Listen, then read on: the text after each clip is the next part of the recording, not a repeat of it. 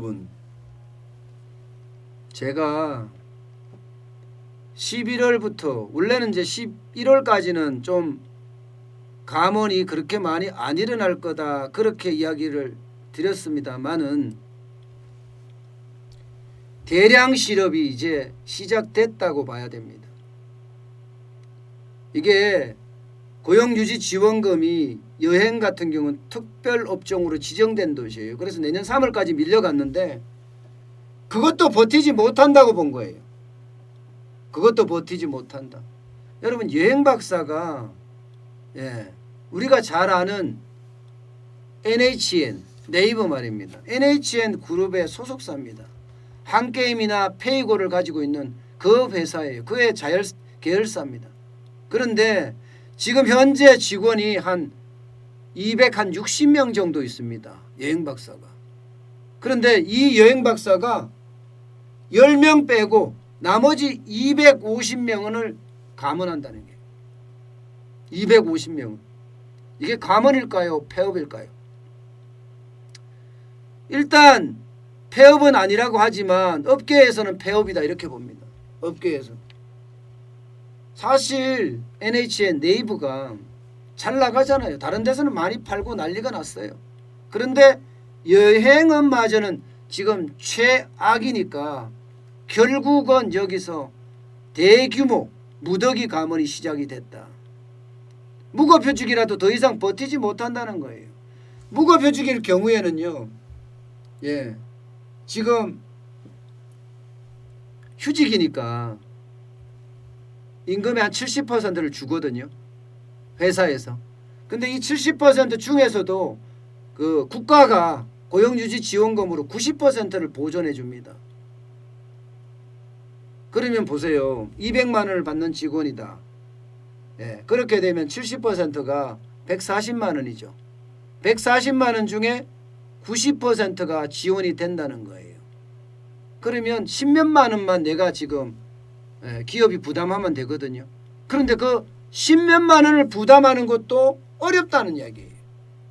10몇만 원을 부담하는 것도 어렵다. 250명에게 10몇만 원이면 적은 돈은 아니잖아요. 매달 나가야 되는 돈이니까.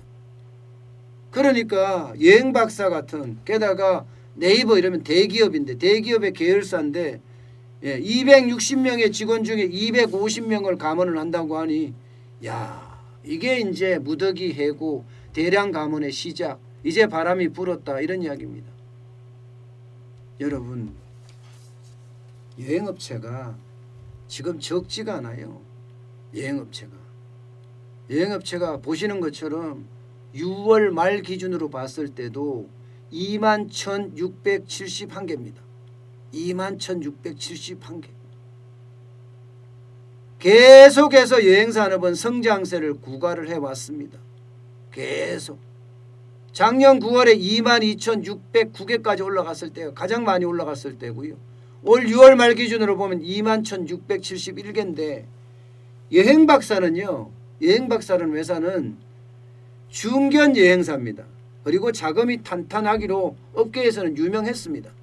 그런데 이 회사마저도 지금 직원의 대부분을 정리해고 한다고 하면 다른 데는 어떨까요? 다른 데는 고용유지지원금을 지원하는데도 내가 10% 임금을 감당하지 못할 수준으로 어려워졌다는 게 그 이야기 아니겠습니까?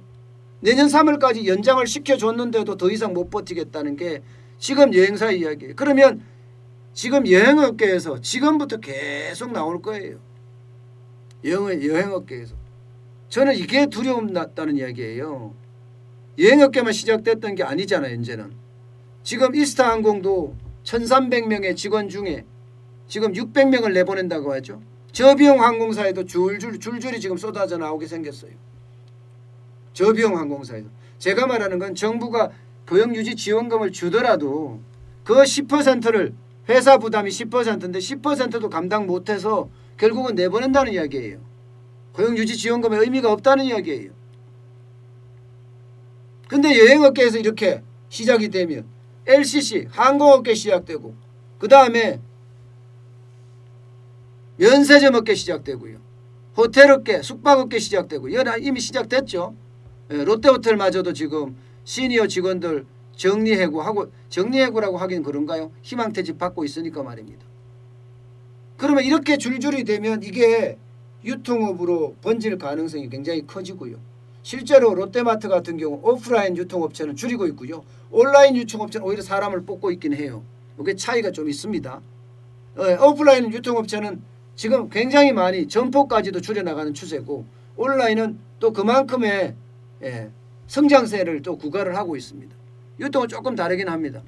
그렇지만 전체적으로 유통업체도 조금 줄어드는 모양새예요. 아마 이 장기적으로 계속 갈 거라고 예상을 또 하고 있어요.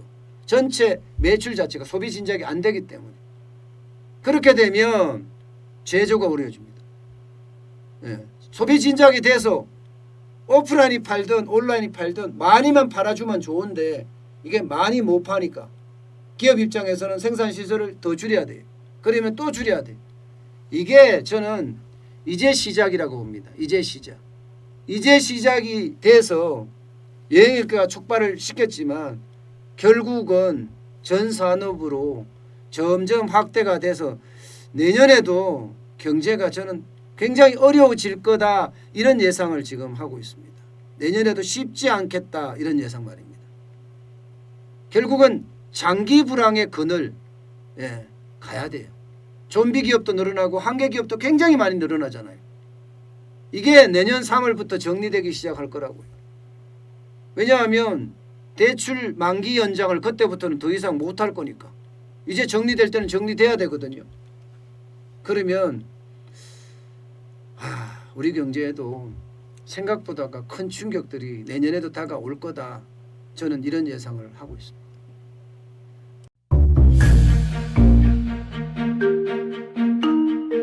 세종대왕과 샤넬 넘버5, 벤츠 자동차의 최고급 기종인 마이바흐의 공통점을 아시나요? 바로 침향입니다. 침향이란 동남아시아에서 자생하는 침향나무가 상처를 입었을 때 스스로를 보호하기 위해서 분비시키는 침향나무의 진액입니다.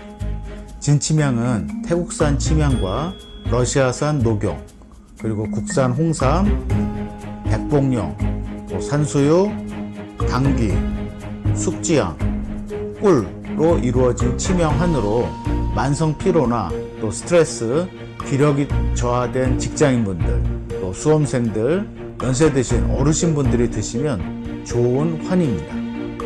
진침향 여러분들께 자신있게 권해드립니다.